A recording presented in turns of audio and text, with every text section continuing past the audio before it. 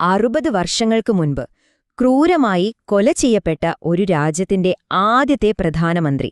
അദ്ദേഹത്തിന്റെ ഭൗതികാവശിഷ്ടമായി ഇന്ന് ബാക്കിയുള്ളതെന്താണെന്നറിയോ? ഈ കാണുന്നത് മാത്രമാണ്. ഒരൊറ്റ പല്ല്. പക്ഷെ ഇതൊരു വെറും ഭൗതികാവശിഷ്ടം അല്ല. അല്ല, ഇത് കൊളോണിയലിസത്തിന്റെ അടങ്ങാത്ത ക്രൂരതയുടെയും പതിറ്റാണ്ടുകളായിട്ടും കിട്ടാത്ത നീതിയുടെയും ചരിത്രത്തിൽ നിന്ന് ആർക്കും മായ്ച്ചു കളയാൻ പറ്റാത്ത ഒരോർമ്മയുടെയും പ്രതീകമാണ്. ഇത് പാട്രിസ് ലുമുംബയുടെ കഥയാണ്. എങ്ങനെയാണ് ഒരു രാജ്യത്തിന്റെ സ്വാതന്ത്ര്യ നായകന്റെ ഓർമ്മ അവസാനം ഒരൊറ്റ പല്ലിലേക്ക് മാത്രം ചുരുങ്ങിപ്പോയത്? ആ പല്ലിനു പറയാനുള്ള ഇനിയും പൂർത്തിയാകാത്ത ഒരു നീതിയുടെ കഥയാണിത്.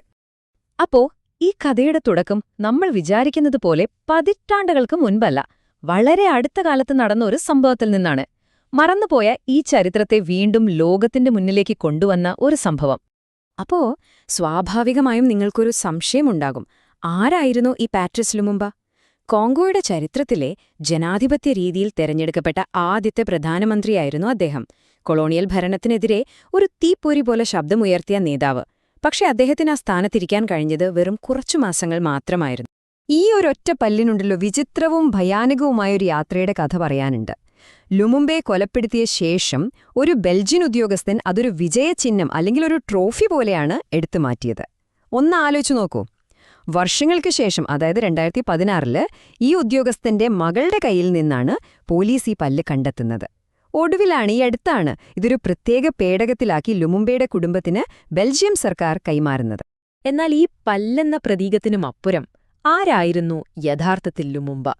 ലോകത്തെ പിടിച്ചുകുലുക്കിയ അദ്ദേഹത്തിന്റെ ആ ശബ്ദത്തിലേക്ക് നമുക്കൊന്നുകൂടി ചെവിയോർക്കാം.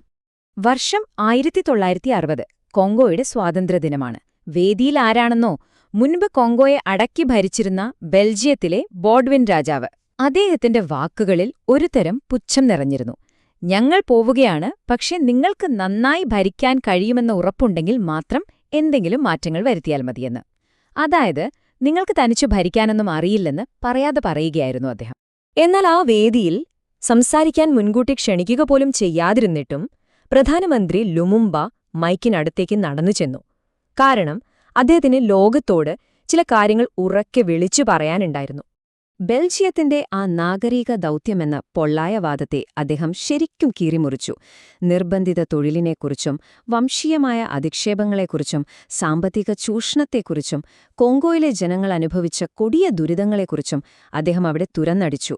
ബെൽജിയത്തെ ഞെട്ടിച്ച ലക്ഷക്കണക്കിന് ആഫ്രിക്കക്കാർക്ക് ആവേശവും പ്രചോദനവും നൽകിയ ഒരു ചരിത്രപ്രസംഗമായിരുന്നു അത്. ആ പ്രസംഗം ഒരു വലിയ പ്രതീക്ഷയുടെ തുടക്കമായിരുന്നു. പക്ഷേ വളരെ പെട്ടെന്ന് തന്നെ ആ പ്രതീക്ഷയൊക്കെ ഒരു വലിയ പ്രതിസന്ധിക്ക് വഴിമാറി. എല്ലാം തകർന്നു വീണത് ശരിക്കും കണ്ണിമ ചിമ്മുന്ന വേഗത്തിലായിരുന്നു. സ്വാതന്ത്ര്യം കിട്ടി ദിവസങ്ങൾക്കുള്ളിൽ സൈന്യത്തിൽ കലാപം തുടങ്ങി.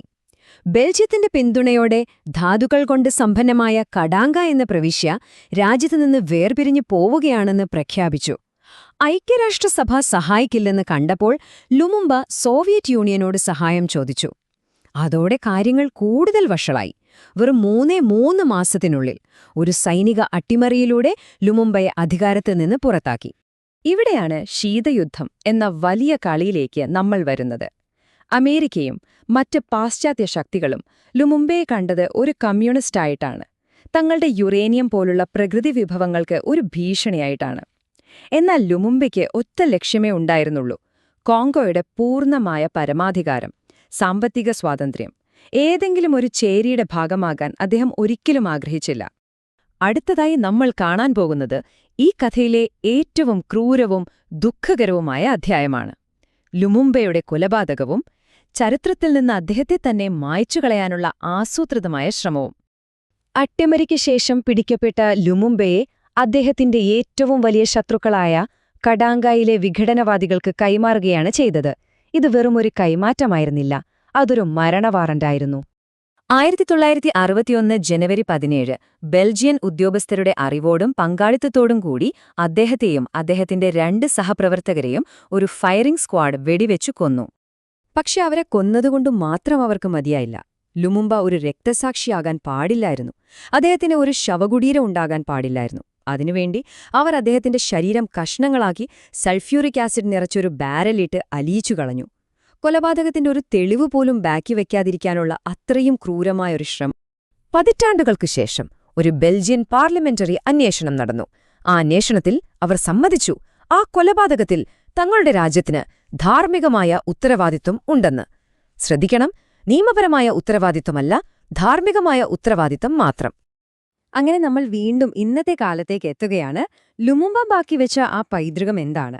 ആ കൊലപാതകം കോങ്കോവെ ഇന്നും എങ്ങനെയൊക്കെയാണ് വേട്ടയാടുന്നത്? ലുമുമ്പയുടെ മരണശേഷം കൊങ്കോ 30-ലധികം വർഷം മുബുട്ടു എന്ന ഒരു ഏകാധിപതിയുടെ കീഴിലായി. രാജ്യത്തിന്റെ വിഭവങ്ങൾ തുടർച്ചയായി കൊള്ളയടിക്കപ്പെട്ടു. ഈ അടുത്ത കാലത്ത് ബെൽജിയൻ രാജാവ് കൊളോണിയൽ കാലത്തെക്കുറിച്ച് അഗാധമായ ഖേദം പ്രകടിപ്പിച്ചു.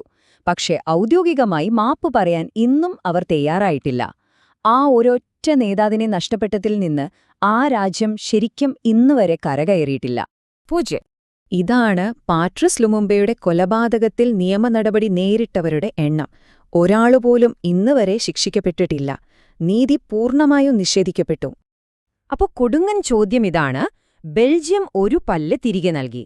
പക്ഷേ ആ ഒരൊറ്റ പല്ല് മടക്കി നൽകിയാൽ നീതിയാകുമോ? ലുമുമ്പയ്ക്കും കോങ്കോയിലെ ജനങ്ങൾക്കും വേണ്ടിയുള്ള യഥാർത്ഥ നീതി അതെങ്ങനെയായിരിക്കണം? ഈ ചോദ്യത്തിന് ഇന്നും ഉത്തരമില്ല.